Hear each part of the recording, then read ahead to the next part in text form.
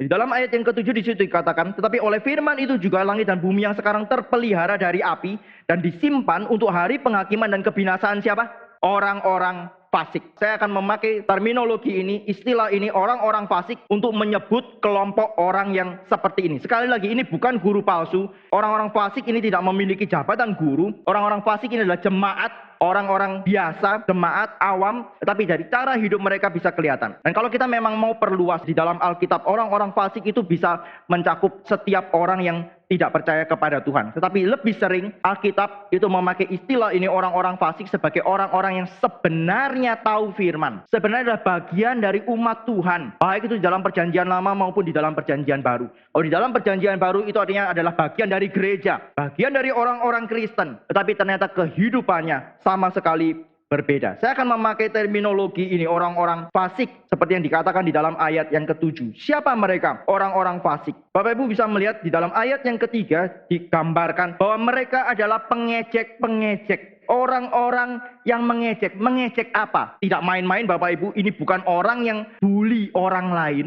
Ini bukan orang yang mengejek orang lain. Tapi ini adalah orang-orang yang mengejek firman Tuhan. Yang menertawakan firman Tuhan. Yang menertawakan nubuat-nubuat. Bapak Ibu perhatikan apa yang dikatakan di dalam ayat yang keempat. Kata mereka, di manakah janji tentang kedatangannya itu? Sebab sejak bapak-bapak leluhur kita meninggal, segala sesuatu tetap seperti semula pada waktu dunia diciptakan. Ini adalah orang-orang yang tahu janji Tuhan. Orang-orang yang pernah mengetahui bahwa Tuhan pernah janji. Tuhan pernah janji bahwa dia akan datang kembali. Dan ketika dia datang kembali, dia akan datang sebagai hakim. Dia akan menghakimi dunia ini. Dan dia nanti akan merestorasi dunia ini. Tapi orang-orang ini, setelah mereka mengetahui bahwa Tuhan pernah janji seperti itu. Dan ternyata Tuhan, tanda kutip, tunda begitu lama. Begitu lama Tuhan menunda. Kalau kita mau hitung dari zaman kita sekarang ya, pada waktu Petrus menulis ini di abad yang pertama sampai sekarang, itu sudah hampir 2000 tahun. Dan mungkin juga ada orang-orang Kristen pada zaman ini yang kemudian mengatakan, tuh Tuhan nggak datang. Lihat. Begitu lama Tuhan tidak datang. Jangan-jangan memang tidak akan datang. Ini adalah orang-orang yang begitu berani mengejek. Bukan mengejek orang lain. Tetapi mengejek nubuat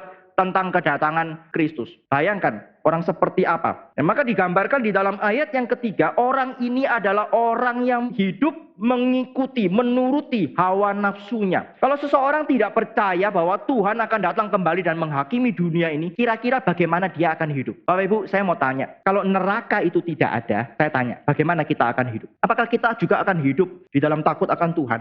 Apakah kita akan hidup menjaga diri kita supaya kita tidak jatuh di dalam dosa? Kalau neraka tidak ada, kalau neraka itu dihapus oleh Tuhan, saya mau tanya, masihkah akan ada orang-orang yang beribadah?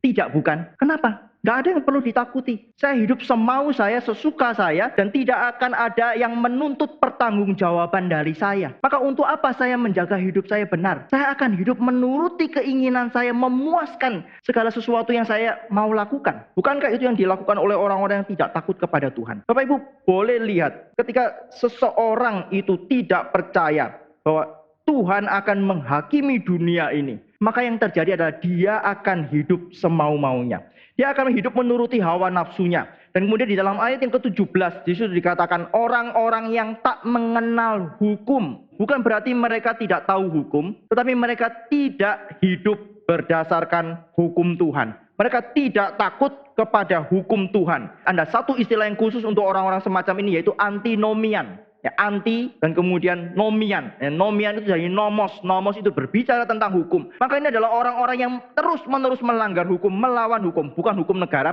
tapi hukum Allah. Dan ini berbicara bahwa mereka hidup di dalam dosa. Terus-menerus melanggar hukum Allah. Kalau ini adalah bagian dari umat, maka mereka melanggar firman Tuhan. Tapi kalau mereka bukan umat, mereka akan hidup di dalam dosa, melanggar hukum moral yang Tuhan taruh di dalam diri setiap manusia. Semua orang yang hidup bisa membedakan benar dan salah. Karena Tuhan sudah taruh satu bibit di dalam diri manusia, yaitu hukum moral. Untuk menjadi panduan bagi hati nuraninya. Sebenarnya itu yang terjadi. Tapi ketika manusia jatuh di dalam dosa, hati nurani juga tercemar. Tapi meskipun tercemar, hati nurani itu tetap bisa bedakan benar dan salah. Meskipun sudah mulai samar-samar, mulai kabur, penilaian tidak tentu tepat. Tapi tetap manusia itu memiliki hukum moral yang ditaruh oleh Tuhan di dalam hatinya. Bapak Ibu nanti baca Roma pasal yang pertama mulai ayat yang ke-18. Di situ Paulus memberikan satu argumentasi. Sekalipun orang itu bukan umat Allah, tapi mereka tidak dapat menyangkal bahwa Tuhan itu ada, dan Tuhan itu adalah Tuhan yang memberikan hukum moral di dalam hatinya. Setiap orang tahu bagaimana seharusnya mereka hidup di dalam kebenaran. Tapi nyatanya hati itu kemudian mereka tekan. Dan setelah mereka tekan, mereka menipu diri mereka sendiri. Dan mereka mulai hidup semau-mau mereka. Maka kalau orang tidak percaya bahwa Tuhan akan menghakimi mereka. Kalau seseorang itu tidak takut kepada penghakiman Tuhan. Menganggap janji Tuhan itu omong kosong belaka. Maka sangat wajar kalau hidupnya adalah hidup yang menuruti hawa nafsu. Kalau hidupnya adalah hidup yang tidak mengenal hukum. Bapak Ibu, dikatakan di dalam ayat yang kelima, mereka sengaja tidak mau tahu. Mereka sengaja tidak mau tahu, bukan tidak tahu. Ini menunjukkan bahwa mereka sebenarnya tahu, tapi mereka sengaja. Itu artinya mereka menekan kebenaran itu, dan mereka kemudian menyangkal kebenaran itu. Bukan tidak tahu, tapi mereka sengaja tidak mau tahu.